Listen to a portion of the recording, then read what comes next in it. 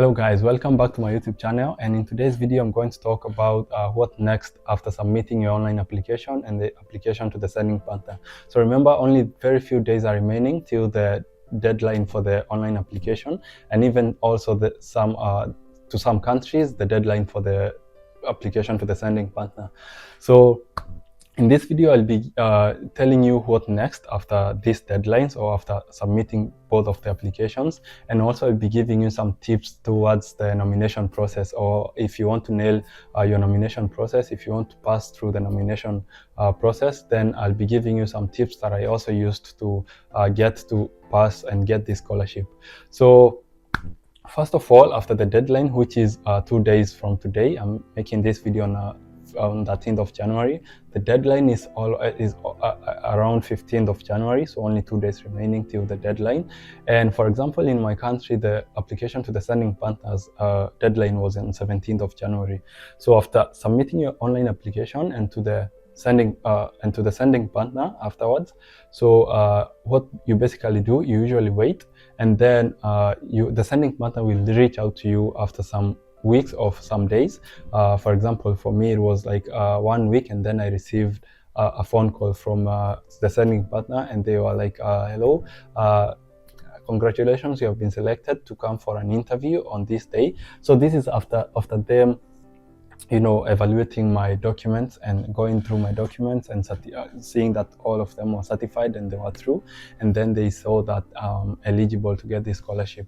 So they asked me for an interview, and the reason why they called for this interview, which is also the process of the nomination, is because a lot of people usually apply for this scholarship. For example, we were 800, as I've mentioned in a lot of videos, and only 200 slots had been given to my home country. So only 200 people were to be awarded the scholarship out of 800 people. So we were a lot, and so they have to handpick those people who are eligible for this scholarship, because they cannot give all the 800. So they asked me for an interview and in their offices on a certain day, and then all I had to do is avail myself, and I went. And to my surprise, we were so many, in fact, that they had 2 days for this interview process. So these are 2 days, whole days, from 8 a.m. to 5 p.m. And I went and arrived at 9 a.m. and I had to wait up to 3 p.m. for my turn to get into the interview. So it was a lot of people and a huge line, although they started with depending on the degree level. So they started with a PhD, then masters, and then ended up with undergraduate, also OTM in the process. So during my turn, I went, and to my surprise, I thought it was going to be a normal interview, only one person asking me questions about myself and stuff, only to find 3 people among the panel. So each person among the 3 people had their own category of questions that they were going to ask you to evaluate your knowledge on different sectors or different categories of the questions.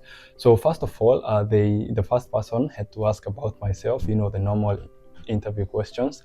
They were like, so tell us about yourself, your level of study, everything about myself, just like a normal interview anywhere. And I had to talk about myself, my academics, where I am from, what I've been doing, stuff like that. And then after that, they could note something down, and they were very serious with that.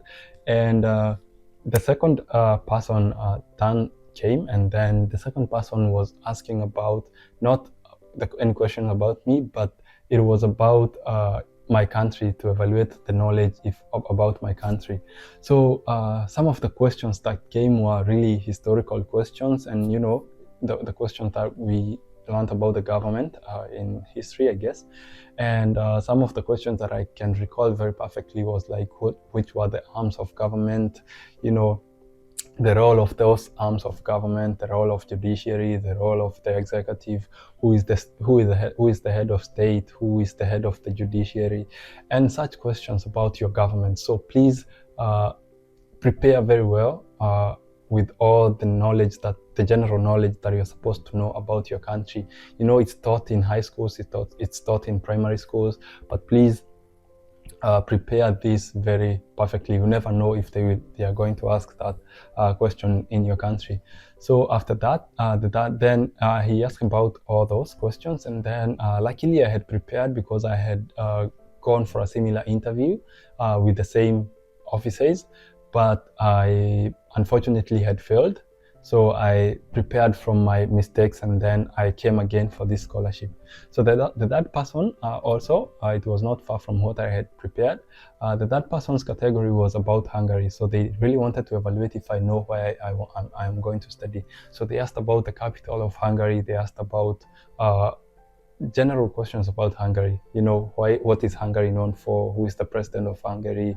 What is the government structure of Hungary? You know, the most common meal in Hungary? What do people in Hungary speak? Or do you know any language? Please go through this. Please learn some words so that they will know that indeed you are aware of where you're going and what you're going to do. They also asked about the school that I'm going to do, the course that I'm going to do, which were questions which were supposed to be by the fourth person, but at the moment I guess the fourth person was in a break, so he couldn't ask me the questions.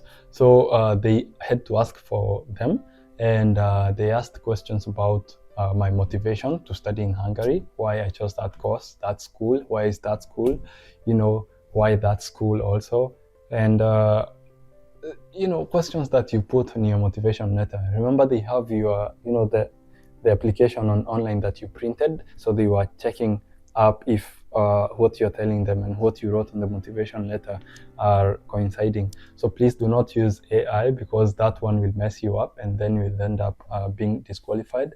So they asked me about those general questions, and luckily I had prepared, and the application was legit. So I knew what I was doing, and after the interview they told me, thank you very much, that's the end of the interview, and we wish you all the best. So you will go home, then you will receive any more, you know, further notice.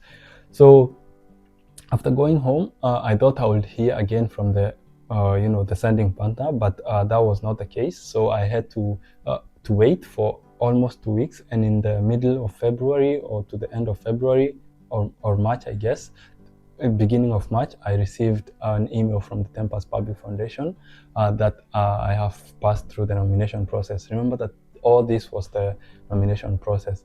So I never received any other information from the sending partner, and their role was to just conduct these interviews and forward the eligible candidates or the nominated candidates to the Tempest Public Foundation.